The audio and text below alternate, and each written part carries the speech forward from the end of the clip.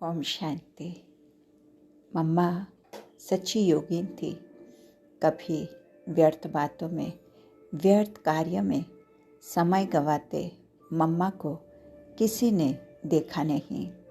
हर किसी के गुण देखना, अवगुण न देखना, न वर्णन करना, दूसरों को ज्ञान समझाना, शिक्षा देकर किसी का जीवन बनाना, कन्याओं को निडर और शक्ति शेरनी बनाकर बाबा को समर्पित कराना, ये सब विशेषताएं मम्मा में थी जो मम्मा सभी को सिखाती थी।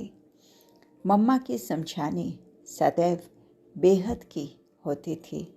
उनका भाव सदा अनादि और आदि का होता था। हर बात को, हर व्यक्ति को वो बेहद के रूप में देखती थी।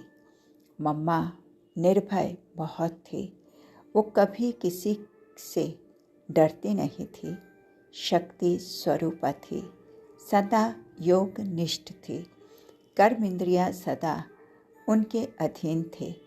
वो सबको मातृ प्रेम की भासना देती थी। आयु में छोटी थी, फिर भी उनसे बड़ी आयु वाले भी उनको मम्मा कहते थे। इतना ही नहीं, उनकी लौकिक माँ भी उनको मम्मा ही कहती थी।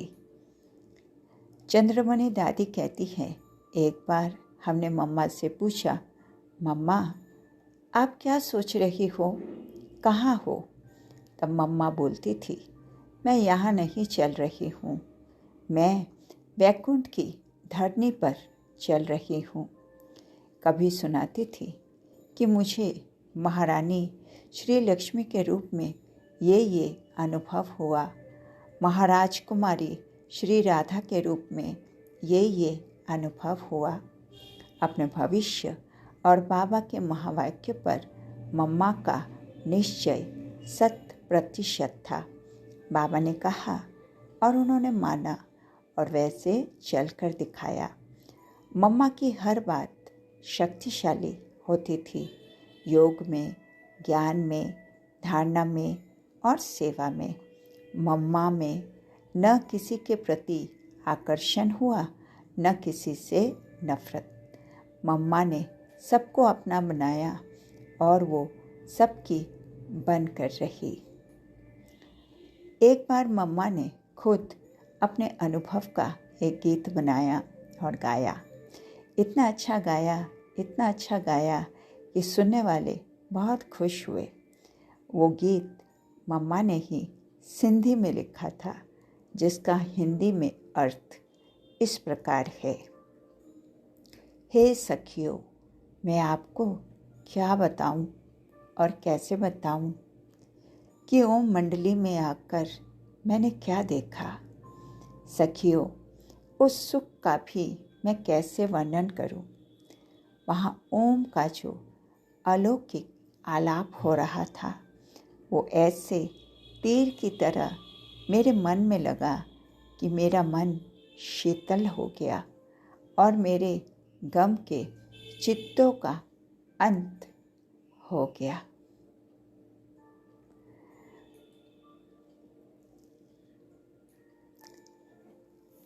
दादी मनोहर इंदिरा जी सुनाती है, अपना बंगला और सत्संग की सारी जिम्मेवारी ओम राधे को सौंप कर एक बार पापा अपने परिवार के साथ कश्मीर में चले गए। मम्मा जब भी सत्संग में आती थी तो सत्संग करने के बाद वहाँ कुछ न कुछ सेवा करके अपने लौकिक घर चली जाती थी, लेकिन न कभी प्रसाद खाती थी, न भोजन करती थी। मम्मा सोचती थी कि इससे कर्म का हिसाब बनता है। हम सेवा नहीं करते अथवा कम करते हैं और यज्ञ का भोजन अथवा प्रसाद खाते हैं तो उसका बोझ हमारे ऊपर चढ़ता है। हमारा काम है सेवा करना, न कि सत्संग में आकर खाते पीते रहना।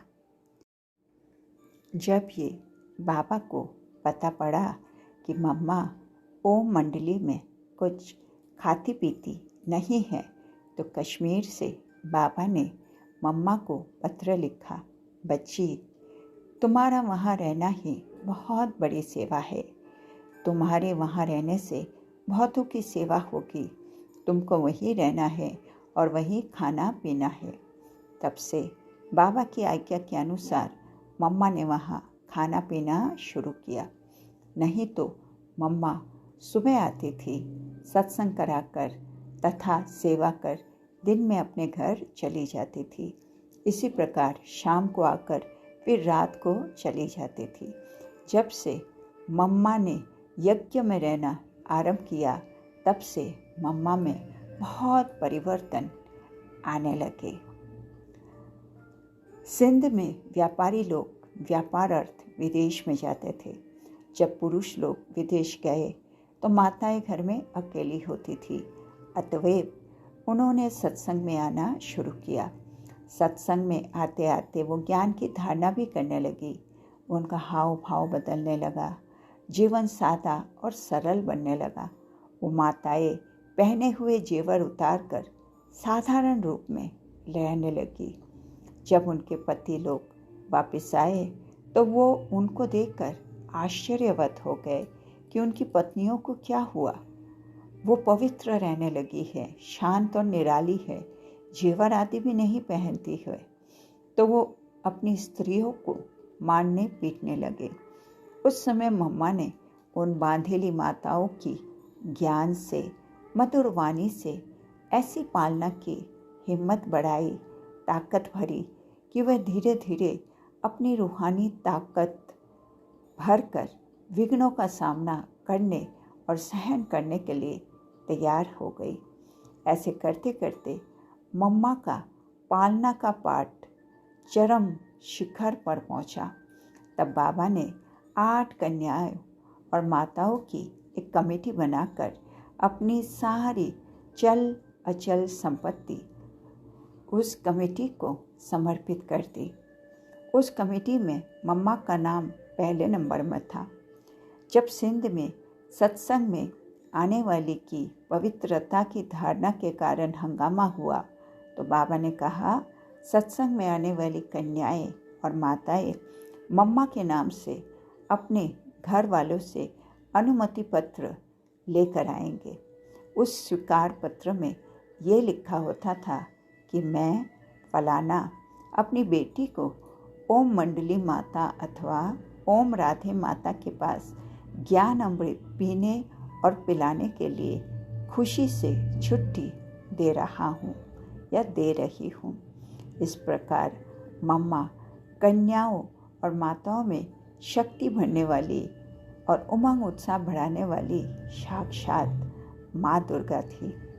बाद में जब बाबा कश्मीर से आए तो ऑलमाइटी बाबा ब्रह्मा तन द्वारा ज्ञान के गुह्य राजों को खोलते हुए मुरली सुनाते और स्पष्ट करते गए कि ये ब्रह्मा ही समस्त मानव कुल का पितामह है। यही भविष्य में श्री कृष्ण तथा श्री नारायण बनेंगे और यही ओम राधे ही जगदम्बा सरस्वती ब्रह्मा की बेटी है। यही भविष्य में श्री राधे और श्री अनुराधे लक्ष्मी बनेगी। तब से मम्मा के रहन सहन, बोल चाल, आचार विचार, व्यवहार में बहुत शालीनता और गंभीरता आने लगी।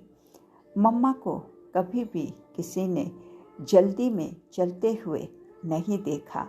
वो हमेशा धैर्यवत और योग युक्त होकर ही चला करती थी।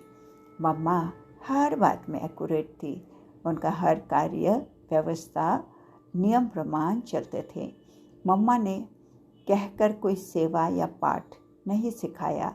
उन्होंने सबसे पहले खुद करके सिखाया। उदाहरण अर्थ सब्जी अथवा अनाज साफ करने की सेवा में मम्मा सबसे पहले आकर बैठती थी, फिर बाकी सब अपने आप आते थे। ऐसे नहीं कि हर एक को बुलाती कि तुम आओ तुम आओ। मम्मा ने वाचा से बहुत कम काम लिया और कर्मणा से अधिक। पहले खुद कर्म करके सबको सिखाया यज्ञ क्या है, यज्ञ प्रसाद का महत्व क्या है, बाबा कौन है, बाबा कितना महान है, उनको कैसे सम्मान देना है, इन सब आचरण के नियमों पर मम्मा ने खुद प्रैक्टिकल में चलकर दिखाया और सिखाया। मम्मा को बाबा के बारे में कभी रिंचक मात्र भी संशय नहीं आया। साकार बाबा में सदा निराकार बाप को ही देखा। बाबा ने जो भी कहा मम्मा ने उसको करके दिखाया। इतनी आज्ञाकारी और वफादार थी जगदम्बा माँ। बाबा का हर संकल्प तक मम्मा को प्यारा लगा। जब डॉक्टर ने कहा कि मम्मा को ऑपरेशन कराना ही पड़ेगा, बिना ऑपरेशन ये बीमारी ठीक नहीं हो सकती, तब बाबा ने कुछ नहीं कहा, चुप रहे और बाद में कहा कि बाबा को ऑपरेशन के लिए प्रेरणा नहीं आती। इस बात पर भी मम्मा राजी ही रही। कभी ये संकल्प नहीं किया कि डॉक्टर ने ऑपरेशन के लिए ही कहा है, कराना अच्छा रहेगा। नहीं, बाबा को जो पसंद है मुझे भी वही पसंद है। इतनी वफादार थी मम्मा। मम्मा के शब्द ही थे, हुक्मे हुक्म चलाए। बाबा हुजूर जैसे चाहे वैसे हुक्म चलाए, जैसे चाहे वैसे करे, ये सब कुछ उसी का है, मेरा कुछ नहीं, बाबा ने कहा और मम्मा ने उसे दिल से स्वीकार किया। कोई भी प्रश्न नहीं, कोई संशय नहीं, दूसरा कुछ सोचा नहीं। इतना निश्चय और विश्वास था बाबा पर। बाबा भी मम्मा को इतना ही सम्मान देते थे। यज्ञ में कोई बात आई अथवा कुछ करना होता था तो बच्चों को बाबा यही कहते थे, मम्मा की क्या प्रेरणा है पूछ कर आओ। मम्मा की राय के बाद मैं अपनी राय दूंगा। यज्ञ माता मम्मा है। इस प्रकार मम्मा से पूछे बगैर बाबा भी कोई भी कार्य नहीं करते थे। आज इतना ही। प्यारे बाबा को दिल से शुक्रिया। ओम शांति।